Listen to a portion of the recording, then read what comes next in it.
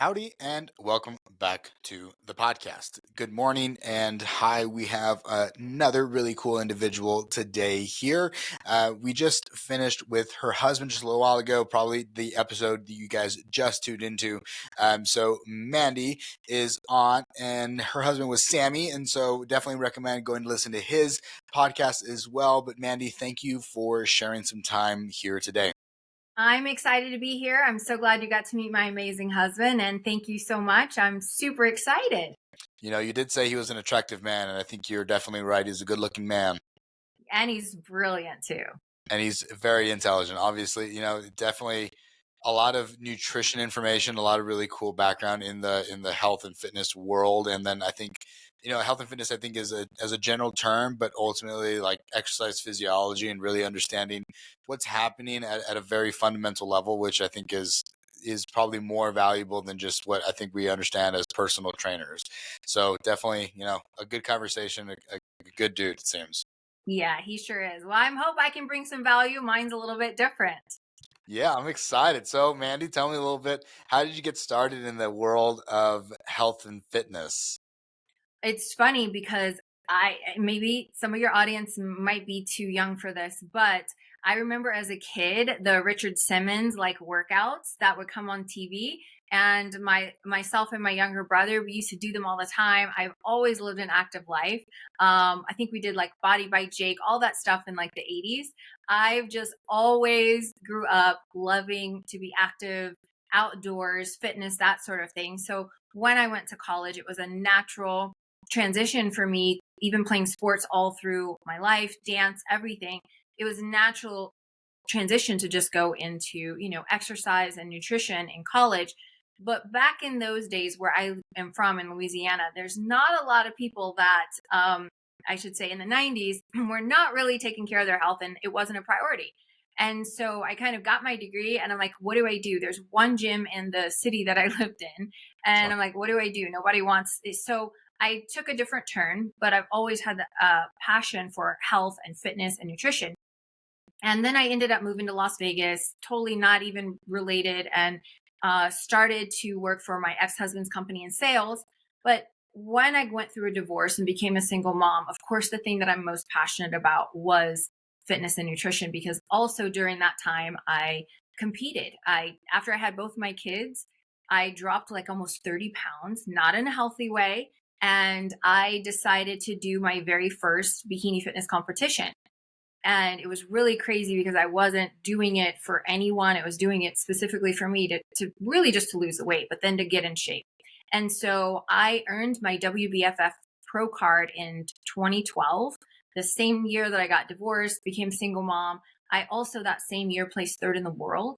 But what happened for me was I developed a lot of digestive issues, hormonal imbalances, metabolic issues from the crazy diets. At that time, yes, I'm a certified personal trainer, but I didn't know the competition diets and the competition world and the stress that you put it through, your body through, until I did it. And then I did it for about 2 years. And finally, it took a toll on my health. And I realized 5 days before my last pro show that I ended up in the emergency room. I fell over. I had a 4-pack abs, not 6-pack abs, but I had 4-pack abs. I was like 9% body fat, My God. and I looked like I was 6 months pregnant because my stomach, I was in pain. Like I had severe abdominal pain. So I went to emergency room, and the doctors were like, "Well, you need to go on a liquid diet." Well, anybody that's in the competition world knows that 5 days before competition, you're pulling your fluids at that time, right? To get dehydrated and all of that. So it was really hard. I had to just surrender and say, you know what, I'm going to finish what I started. And I'm going to step on the stage no matter what my body looks like. I just want to finish and show my kids, hey, you finish what you start. Even if I have to crawl to the finish line, I will do it. But I wasn't going to put my body through that anymore. And it was in that moment when I stood on stage and heard Sami and my kids screaming for me, like, yay, go, mommy. And that was when I stepped off stage. And I try not to cry even when I say this. I realized what my why was. And it wasn't being on that stage. My why was my kids and my husband. And so I decided to go to holistic nutrition school literally the week after that I enrolled. And I'm like, doctors can't figure out what's wrong with me. I'm going to take my health in my own hands. And I went to holistic nutrition school. And so I put in over 2,000 hours in holistic nutrition school, first healing my body. At that point, I wasn't even thinking about what I'm going to do with it. I needed to heal my body. And I became a certified gut health specialist because I needed to heal mine. And I did. It took me a long time. It took me 2 years to heal my gut, my body, my metabolism. I mean, I dealt with depression and anxiety, when I had those digestive issues. So for the last 10 years, I've really had that passion of nutrition and helping people. And I just had another girl reach out to me the other day. She's in the emergency room post competition. Her body's rejecting all these foods. She was in the hospital for 2 days. And so I love being able to help people like that understand, what did you do to your body? What can we do to fix it? And how can we get everything back in balance? And so that's where mine is so much less on personal training. I mean, I've been retired for 6 years as a trainer. I love helping people with their gut. I love helping people heal their body, because most people don't understand. Yeah, you've heard the term thrown around that the gut is a second brain, but literally it's really like the first brain, because 90% of your serotonin is produced there, 70% of your dopamine, which is your motivation, 70% of your immune system. If you have anxiety, 50% of your GABA is produced in your gut. 70% of your hormone function is all regulated from your gut. So when we can help someone heal their gut, it literally changes every single aspect of their life, including mood, including their patience level, including their cravings, including how calm they feel to deal with all life's chaos. Everything happens through the gut. And so that's been my passion for the last 10 years, is really, really helping people heal their body, including former competitors too. How do you go about assessing I mean, it sounds like, I think we all think, oh, dopamine brain, right? It's like, I like addicts are in the brain, but if I'm eating well, then you're telling me like, oh, I can solve most of my reward system, all these habits. Maybe I'm not drinking as much alcohol anymore. So what is your process of figuring out what's going on with somebody? Like, are you taking assessment of their, like, I like to eat hot Cheetos and I don't know what's another unhealthy, I don't know, some sort of packaged foods, and then you're like, okay, then how do you like regress them into eating something a little bit more healthier, or progress them into more healthier? Great question. Whenever we assess anybody, first of all, I want to know what's going on with them. People will say, oh, well, I'm depressed or I'm stressed. And, I've got bloating, I've got IBS, I've got all of these things. And I'm like, okay, well, let's talk about what you're putting in your body. And the first thing that we will do is that sort of assessment. If people have severe gut issues, I send them right to go get a food sensitivity test. Matter of fact, I just did that yesterday with this former competitor. I'm like, go, doctors don't know. I mean, literally they're like, well, you're not allergic to anything. And 10 years ago, 11 years ago, food sensitivity tests weren't really big. So I had to do it by process of elimination. Now we have food sensitivity tests that I'm like, look, go order it on Amazon. This is the one I recommend. It's got like 204, 206 foods. Do that. And then now we're going to know what right now your body is not liking. And we're going to take those foods out. That's the first thing we do, because a lot of people, even though we're eating healthy, right? Even when I was competing, I was eating healthy, but get this, gluten is probably one of the biggest ones, but gluten and dairy, my body would not have. But the other thing that my body started to form a sensitivity to and an intolerance to was chicken and eggs. Now, anyone in fitness, that's two of the biggest staples in our diet, right? And then you're talking, protein shakes, which is the dairy. So I literally couldn't have any of that. It took me 2 years before I could actually have eggs again. 2 years. Wow. And I had to figure that out on my own. But now there's such a shortcut. So I send people to go and get the food sensitivity test. And it does change, right? Like, do it again in a year or two, because your body does change. I mean, I have helped people that their body, because they're eating green beans every day, their body was highly sensitive to green beans. Now, green beans is not an inflammatory food, but when you're eating something constantly over and over and over again, which a lot of fitness people do, your body will become sensitive or intolerant to those foods. So we have to cycle in and out your proteins and cycle in and out your vegetables and all of that. But I like looking, to me, the picture of that food sensitivity test allows me to go, okay, well, here's the things in the high category. Let's take those out. These are the things in the moderate category. We're going to eat those like one by one, and we're going to see, because in the moderate category, sometimes your body might have a reaction to it as if it was high.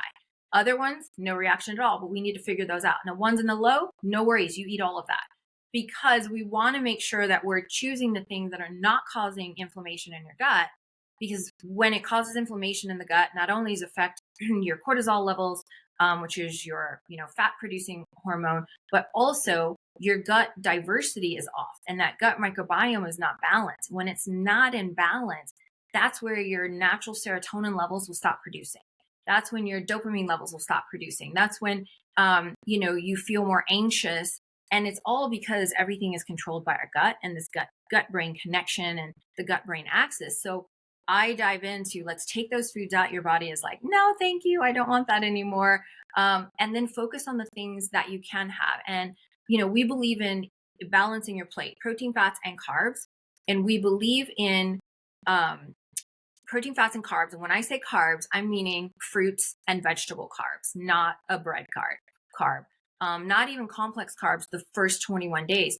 We do what's called a 21-day metabolic reset. We take foods that are inflammatory, the general ones, there's 9 of them, and we put those on a shelf for 21 days. And then we teach your body, here's all the lean proteins you can choose from. Here's all the healthy fats you can choose from. Here's all the carbs, fruits, and vegetables that you can choose from. You just pick one from each of that category, and that's what's on your plate, 5 to 6 small meals a day. And we get people away from the macro counting.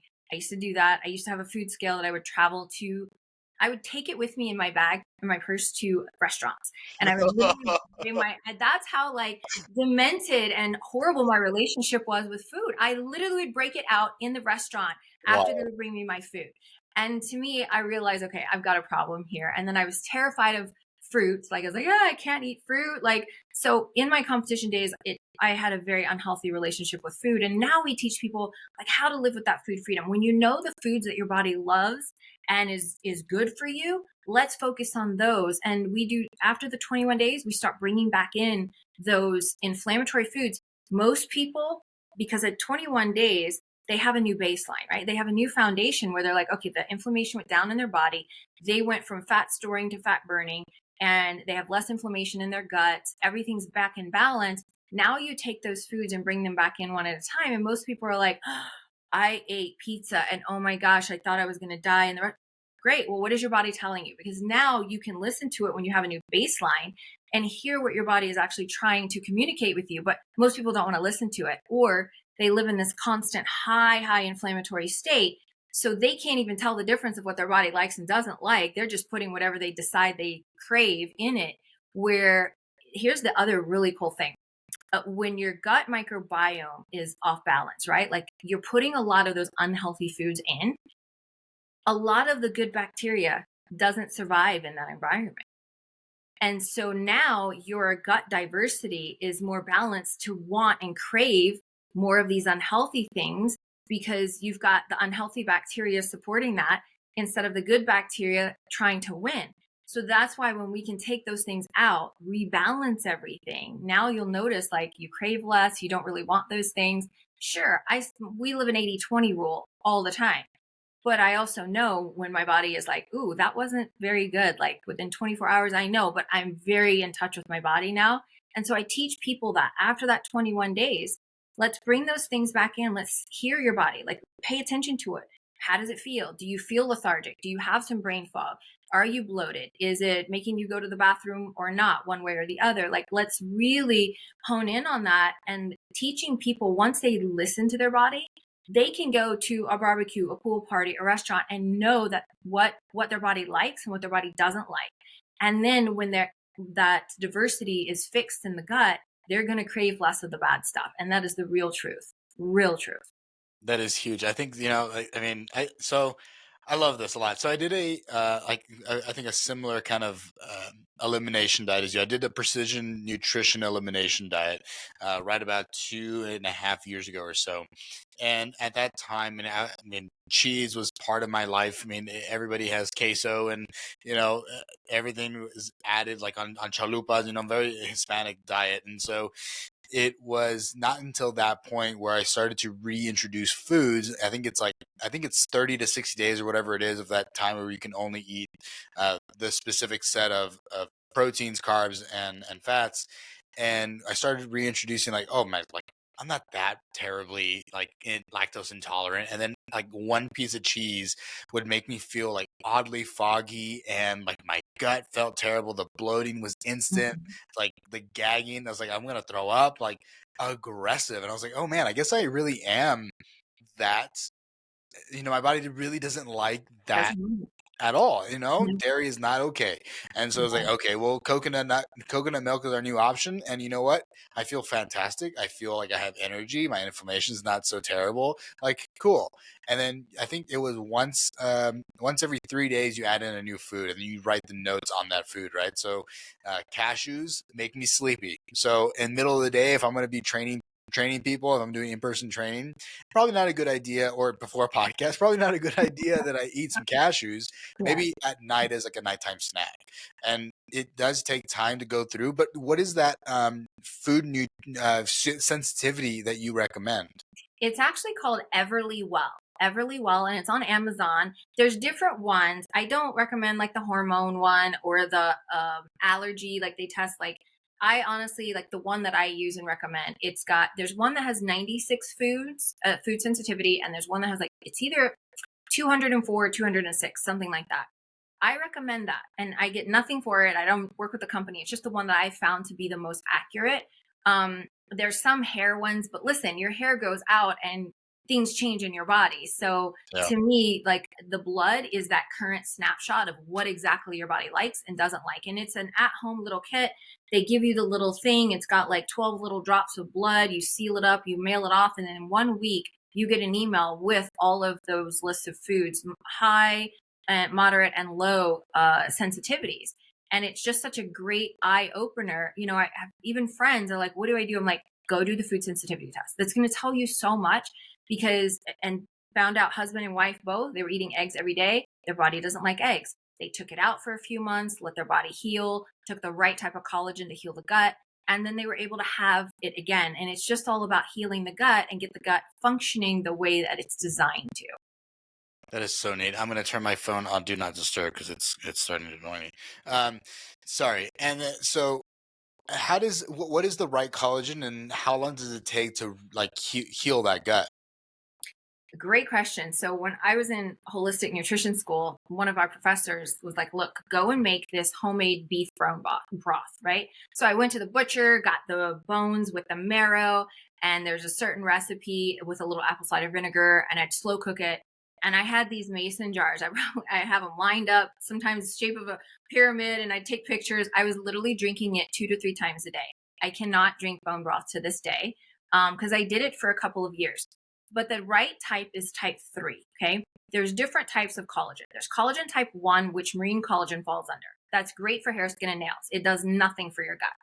Then there's chicken cartilage, which is type 2. It's not as common. But then there's bovine type 3. Obviously, grass-fed and hydrolyzed are the key words here because grass-fed, as we all know why, but hydrolyzed, meaning that it's broken down into the most simple form that our body can actually absorb and utilize right away. So bovine type 3, but here's what's really cool. Our bodies have 27 types of collagen, okay? We need type 1 and type 3 to produce the other 25 types in our body, and we have to get these from an external source. Wow. So it's really fascinating when I didn't know all this about collagen, and so I see all these people like, oh, I take, and I'm not going to bash any company, these collagen peptides. I'm like, what kind? What kind is that? Like a collagen peptide is just so generic and so general.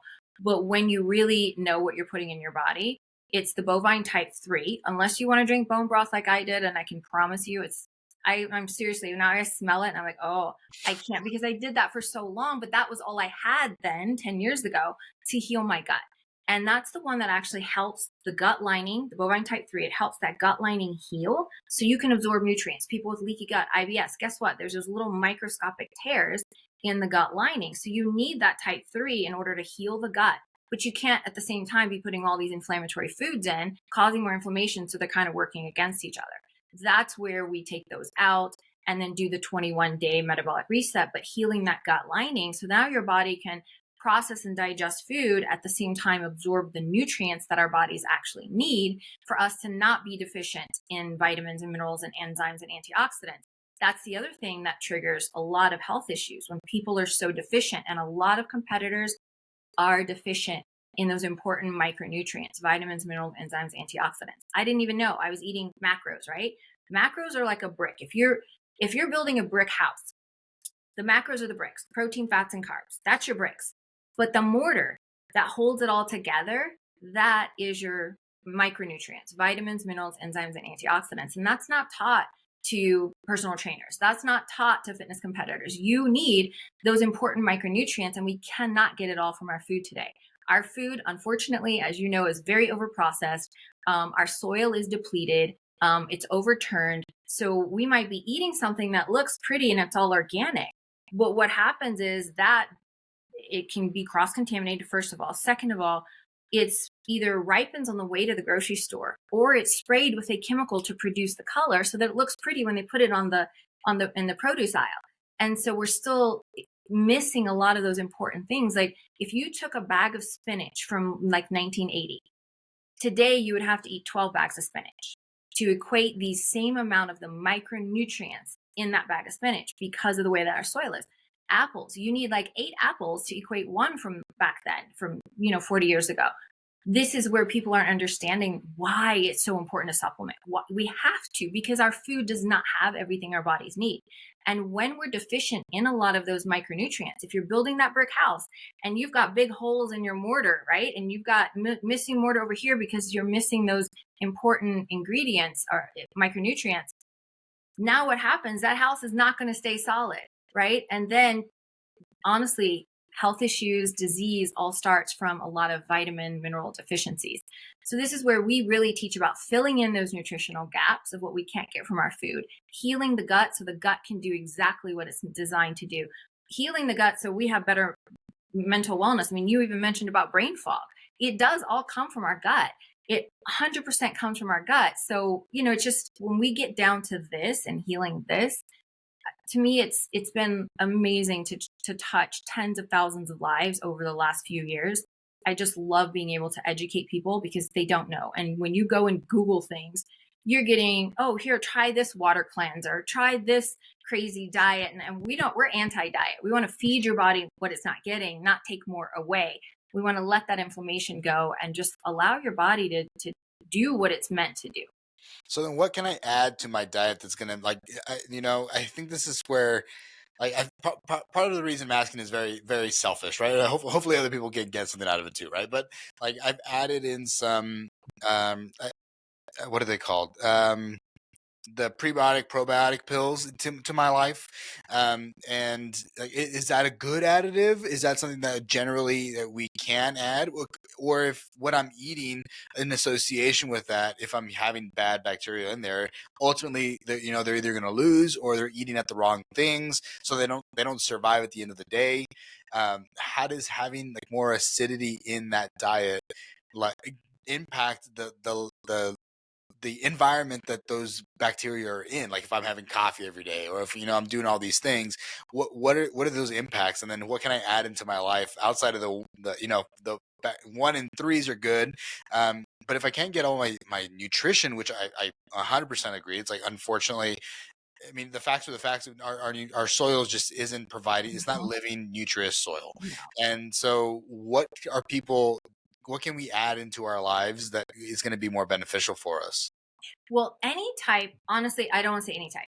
Whenever you decide to put probiotics and prebiotics into your body, I think that's a great step because some people aren't even doing that. And you're putting all of this stuff that feeds the bad bacteria, but not replacing it with things that can feed the good bacteria. And actually, we need the probiotics to help us break down our food anyway. So that's the other part of it. But sometimes, and there's some that are like, oh, here's 50 million probiotics. It's kind of like shooting a shotgun at one tiny target. You don't know if it's really going to work. Where, one of the company that Sami and I have aligned ourselves with, we work on very specific ones. I mean, believe it or not, there's specific strains they're like these little, I know they're bacteria, right? But they're these little, like, think about them as microchips that are designed to all do a very specific job in the body. So if we love the ones that do a specific job, take those, right? Versus just here's 50 million, and hope that it works. We don't know because you're just throwing it kind of at the wind, but it's better than nothing. And in all honesty, it's better. It's a start. I I've always do. wondered that, like I'm Yeah. thinking this 1 billion, and like 1 billion of what? Like, Yeah. it seems like there's a lot. The bacteria is good and bad. You gave me a very general thing here, but it's sold in this like, oh, it's guaranteed to work, and it's like I don't know what it's really working, but it's working Yeah. something maybe.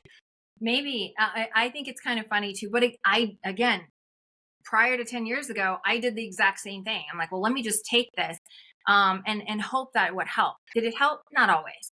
I still developed those food sensitivities and intolerances, and I still had severe digestive issues, even breaking down my food, even with taking that.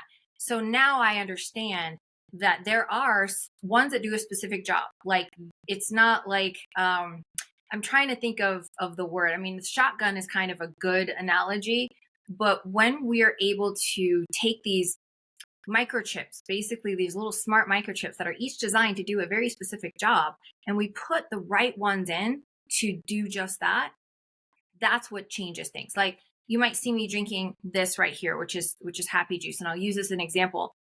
In this drink, we have a tribiotic blend, and you'll understand why I'm talking about this.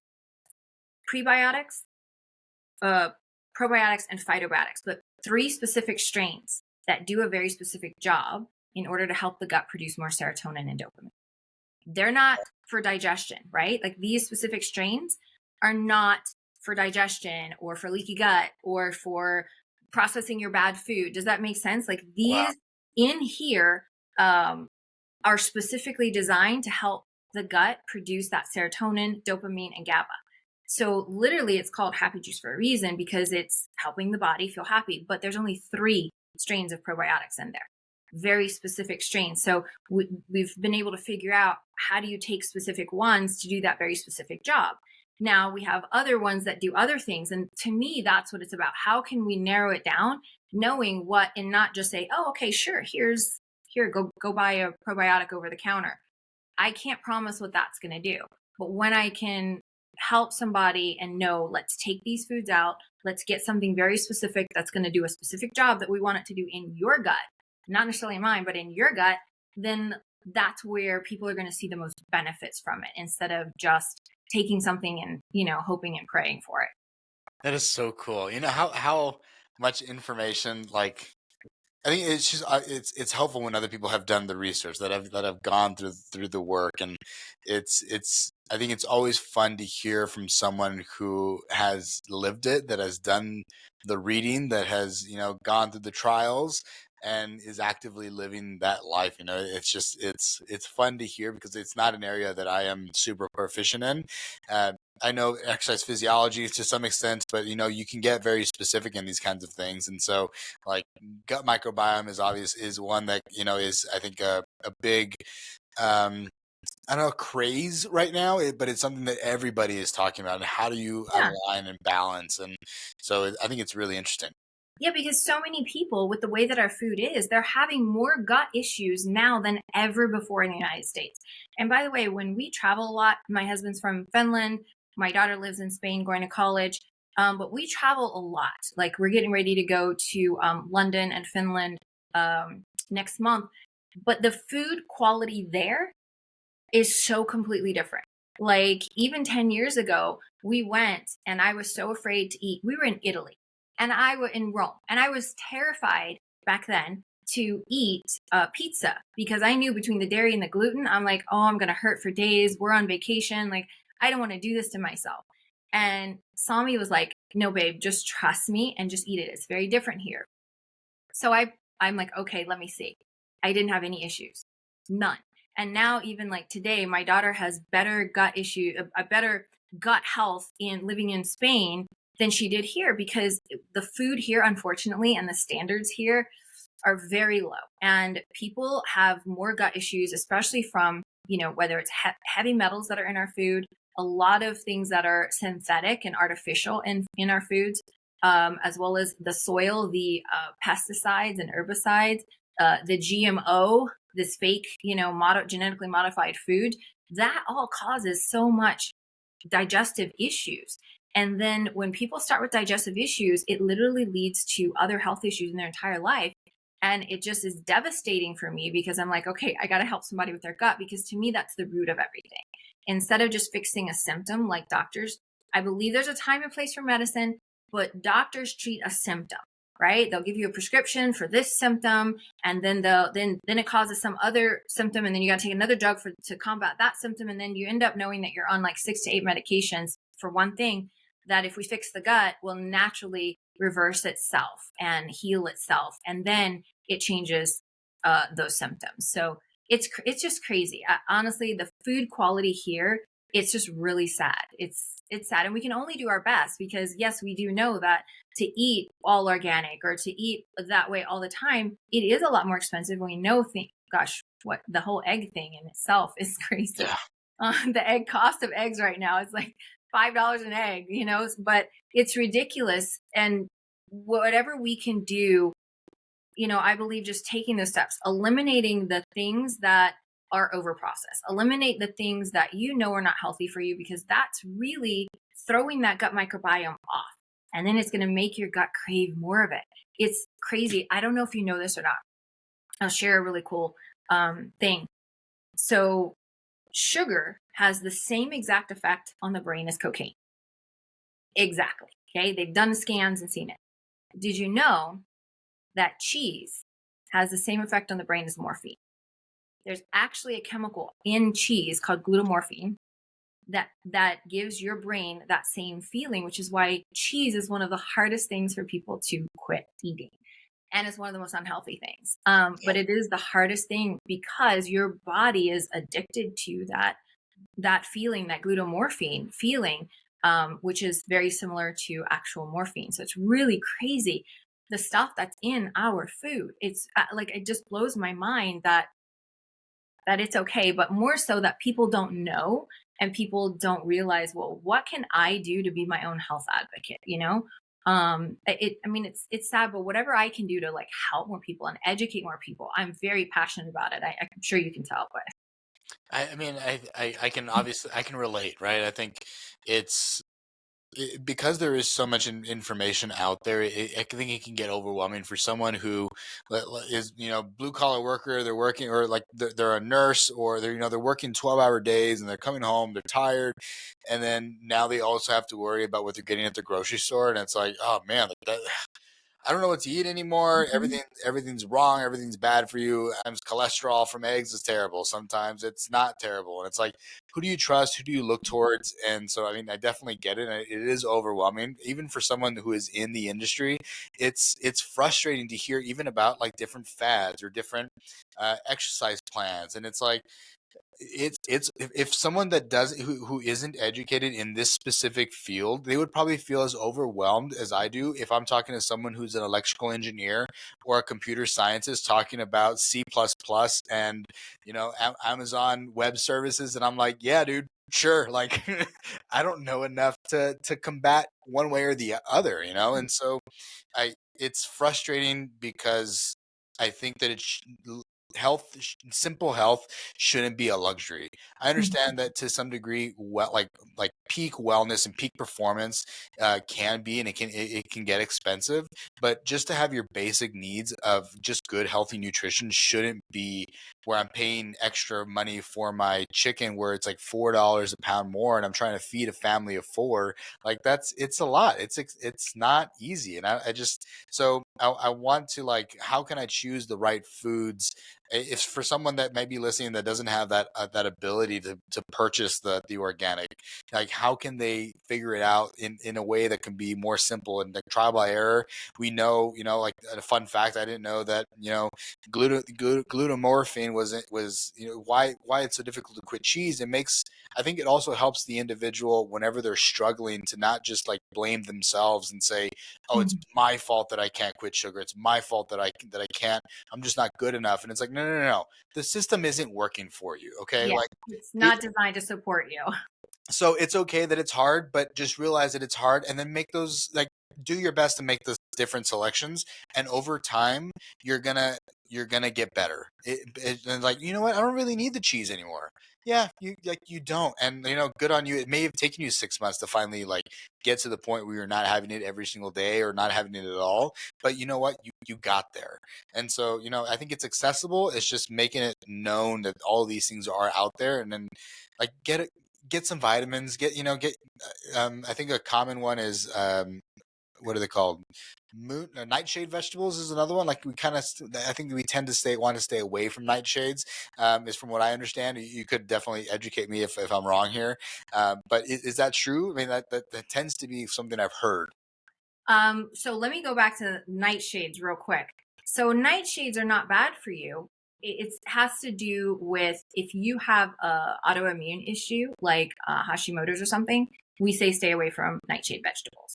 But no, like nightshades are mushrooms. You know how many different types of mushrooms there are and how many benefits that mushrooms have in our body. So I don't believe that. But if it's somebody that I'm coaching that has some type of autoimmune disease or issue or a thyroid issue, then I will pull nightshade vegetables just because it does.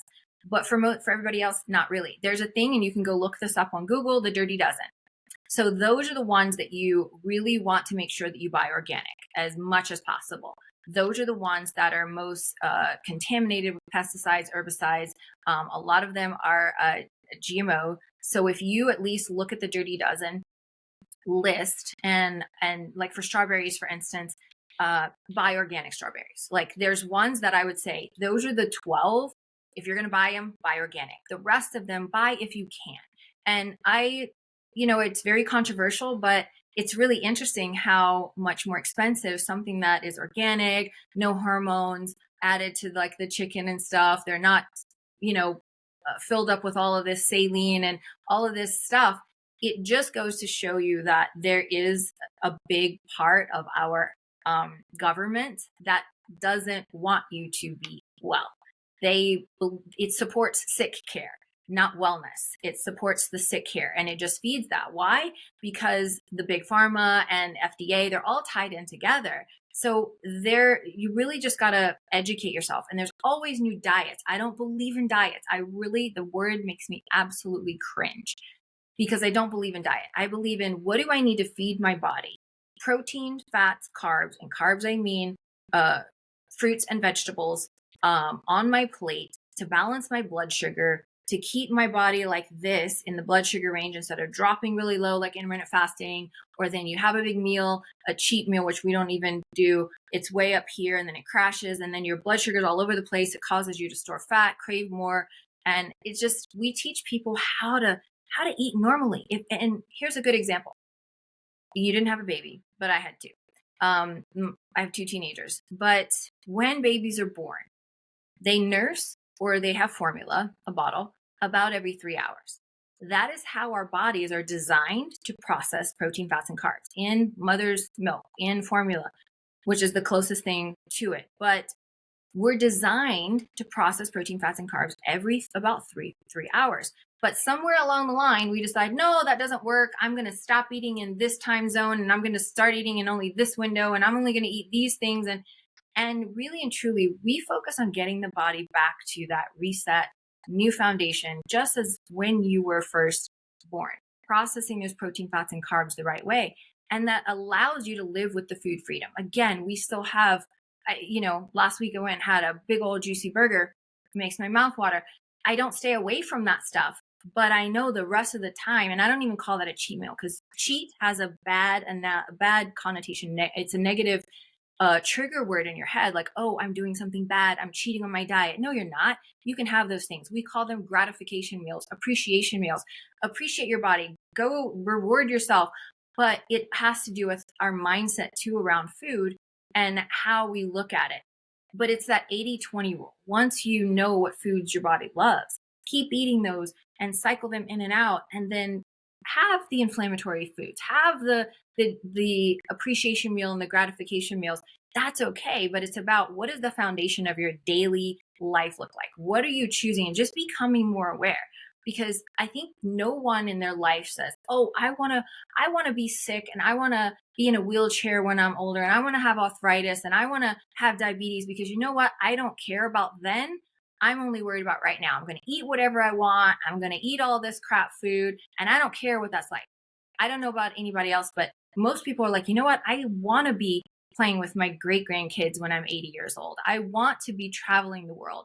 I want to have such a good quality of life that, you know what, right now, I'm going to be aware of what I'm choosing to put in my body so that long later on in life, that I don't have to worry about those things. And so it's just that awareness, because so many people just, oh, I'm craving this, I'm craving this.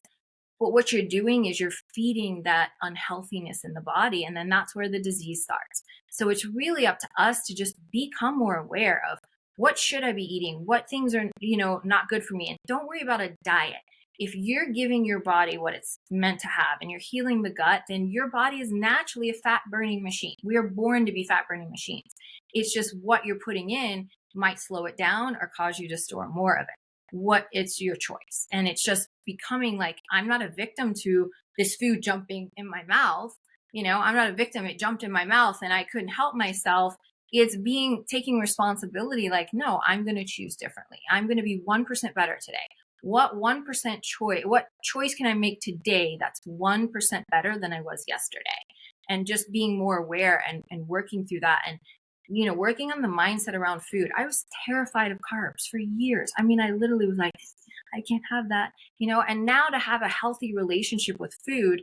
And now I'm almost 49 years old. I feel healthier now than I ever have in my entire life because I've learned and I've had to heal my body. And I just love helping other people realize that there are choices and it starts with you. How often do you find that people are even as simple as just dehydrated? How often do you find that people just aren't consuming enough water? Oh my gosh, 70% or 75% of Americans are chronically dehydrated. That is a just mind-blowing number to me. And no, tea does not count as water. Coffee does not count as water. Sodas does not count as water. Like, we're talking like hydrate yourself. Even if you got to go get some of those little stevia packets and make it flavored to drink more, drink more. But the minimum that we should be consuming, minimum is 2 liters a day. I recommend 3 liters a day to everyone, but at the very minimum, there's some days that I get busy and I'm like, oh man, I only got in 2 liters today, but I'm also aware of it. And there's so many people that they don't realize what dehydration does to their body. It's just crazy. I'm like, drink more water. Well, I drank this diet soda and I drink sweet tea. And I'm like, that's like my mother, honestly. I go into this argument with my mom all the time, which is why I brought up the word tea. I'm like, Mom, a pitcher of tea does not count. Sweet tea with like 2 cups of sugar in it in a pitcher does not count as water. Like, you're so anyway. I'm from the South, and so Okay. every single meal, everyone's having sweet tea. Like this is black tea, Yeah, so high caffeine. We're definitely it's a diuretic, and so yeah, it's just it's the sugar, and then yes, it's ridiculous. it is. I Where hear did you grow up? I grew up in South Texas, around right by Mexico, so like 15 minutes north. The town is called Elsa, Texas. It's nearby McAllen, or South Padre Island is probably like a more common place that people know. Yeah, So like I learned a lot of this stuff because I was kind of I was forced to, right. I kind of um, I wanted to compete at a higher level, and part of that was eating healthy, and so like getting away from the flour tortillas and eating the corn tortilla. But everyone's like, people will look at you like, oh, what are you doing? Like, why do you think you're trying to be healthy? And it's like, because maybe it's weird, but it's weird because it's just not common in this area, but it should be more common. Like, we should be focused on drinking more water and less beer and less sweet tea and less tacos that are like on like that taste absolutely amazing. delicious. Don't get me wrong, but if I want to be able to perform well, then I need to make sure that all these other things are in place. And like hydration being, I went to during undergrad. I remember there were several studies that I remember going over. One of them said 2% of a decrease in hydration can result in like a 20 to 40% decrease in performance. And Mhm. for me, Mhm. that was enough to be like, this is not okay. I gotta drink water.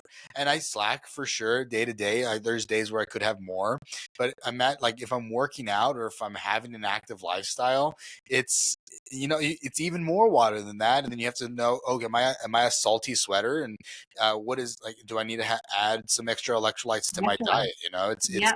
huge. Yeah, it really is. It's so key, and how even having an electrolyte balance off really completely changes your body chemistry. And it sounds crazy, but one of the coaches that I had, one of my competitions, she had pulled sodium away from me like weeks before, and my body literally went haywire. Like my body literally um short circuited is, I guess, the best way to put it, because I didn't have that electrolyte balance. And back then I didn't know. This is about 12 years ago. I didn't know what I didn't know then. And I realized like why that was so important. And I had to go through all that. I believe all of that stuff that I went through is necessary part of my story and my journey so that I can share and impact others' lives. And that's one of the things that I love so much. And I truly appreciate like being here and being able to share part of my story, and hopefully that it really helps educate and inspire and impact someone's life today. I think at this point, but we have 60% of our listeners are now female, and so I think that I think when it comes from someone who has lived that life, it kind of resonates a little bit closer to them. So I think, yeah, I think it makes a pretty significant impact. We do have a pretty a hard stop here, and so I just want to say again, thank you for coming in today. Where can people find you? And yeah, we'll close that after that. I love it. And thank you so much for having me. And any questions, please reach out to me. Like I don't charge for coaching. That's what's really beautiful. The way that we have our system set up, I don't. So reach out to me. I'm on Facebook or Instagram, Mandy White Eskelin. Mandy White was my maiden name, and I got remarried and I took my husband's name.